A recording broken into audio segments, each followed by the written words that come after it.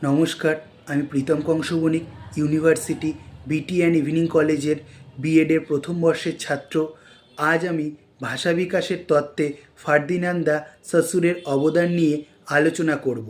সসুর আধুনিক ভাষাবিজ্ঞানের জনক হিসেবে পরিচিত। তিনি ভাষাকে শুধু যোগাযোগের মাধ্যম নয়, বরং একটি সামাজিক ও কাঠামোবদ্ধ ব্যবস্থা হিসেবে ব্যাখ্যা করেছেন। ফার্দিনান্দ দা সসুর ভাষাবিজ্ঞানে একটি নতুন দৃষ্টিভঙ্গি নিয়ে আসেন। তার আগে ভাষা মূলত ঐতিহাসিকভাবে বিশ্লেষিত হতো, কিন্তু সসুর ভাষাকে বর্তমান কাঠামোর ভিত্তিতে বোঝার ওপর গুরুত্ব দেন, যা ভাষা বিকাশ বোঝার ক্ষেত্রে খুবই গুরুত্বপূর্ণ।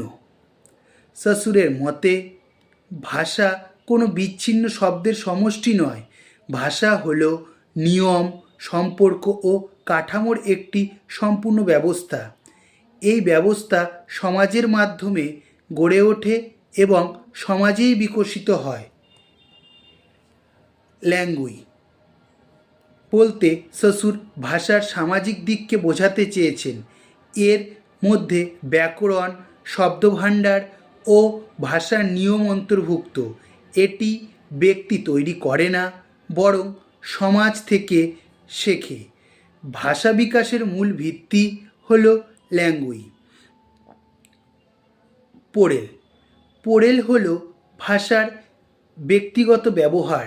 একজন ব্যক্তি বাস্তবে কথা বলার সময় যেভাবে ভাষার ব্যবহার করে সেটাই পোড়েল।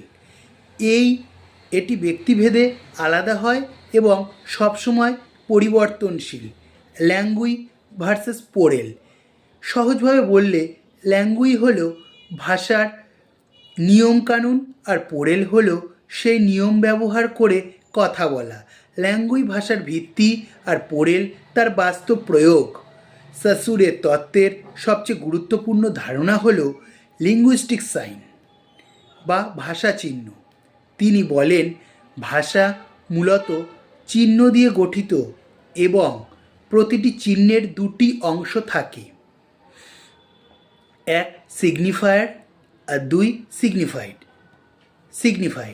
সিগনিফায়ার হলো শব্দের ধ্বনি বা লিখিত রূপ, অর্থাৎ আমরা যা শুনি বা লিখে দেখি সেটাই সিগনিফায়ার।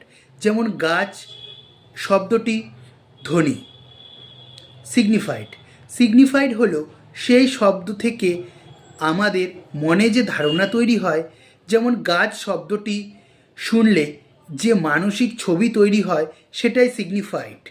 সসুর বলেন শব্দ ও অর্থের মধ্যে কোনো প্রাকৃতিক সম্পর্ক নেই, এই সম্পর্ক ইচ্ছাধীন। ভাষা মূলত সামাজিক চুক্তির ফল।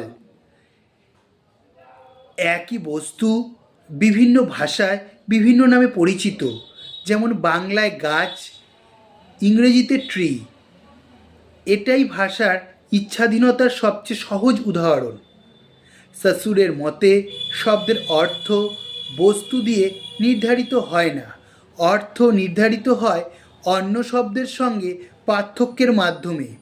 যেমন দিন শব্দের অর্থ বোঝা যায় রাতের বিপরীতে। সসুর ভাষাকে একটি কাঠামো হিসেবে দেখেছেন। ভাষার সব উপাদান পরস্পরের সঙ্গে সম্পর্কযুক্ত। একটি উপাদান বদলালে পুরো কাঠামো প্রভাবিত হয়। সিনক্রনি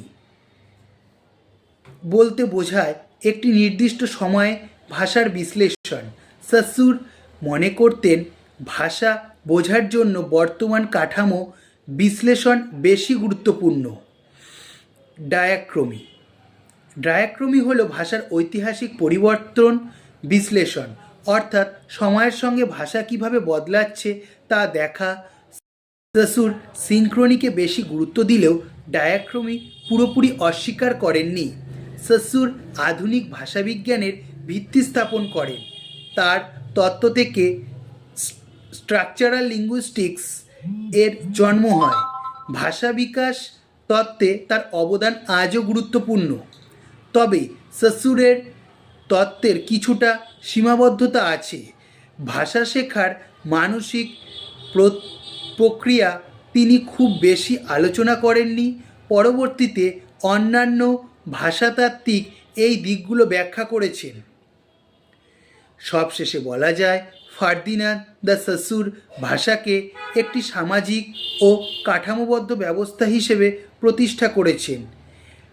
ল্যাঙ্গুই আর পোরেল ধারণা ভাষা বিকাশ বোঝার ক্ষেত্রে অত্যন্ত গুরুত্বপূর্ণ, তাই ভাষাবিজ্ঞানে তার অবদান চিরস্মরণীয়। Thank you.